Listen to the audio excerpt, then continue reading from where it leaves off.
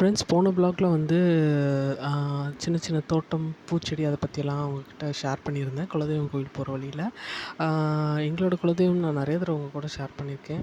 எப்பவுமே குலதெய்வம்னா வந்து ஒரு வயலுக்கு நடுவுலயோ, இல்ல ஒரு காட்டுக்கு நடுவுலயோ அப்படிதான் இருக்காங்க. பட் அதோட ஹிஸ்ட்ரி என்னங்கிறது எனக்கு சரியா தெரியல.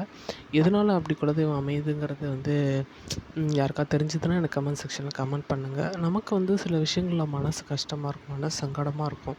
அந்த மாரி நேரத்தில என்ன பண்ணுறதுன்னு தெரியலன்னா, டக்குன்னு வந்து நமக்கு நம்மளோட குலதெய்வம் ஞாபகம் வரும். எனக்கு அப்படி ஞாபகம் வந்து தான் அ நான் வந்து இன்னைக்கு வந்திருந்தேன் அந்த கோவிலுக்கு.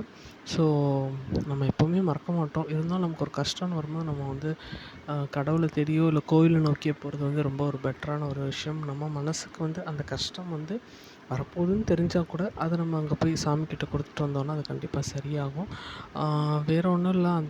அந்த அ குலதெய்வம் கோவில் போயிட்டு அப்படியே நாங்க கொஞ்சம் அந்த சுத்தி இருக்கிற பச்சை பச்சேன்னு இருக்கிற விஷயங்களெல்லாம் பார்த்துட்டு அங்கேருந்து கிளம்பிட்டோம். பாய்.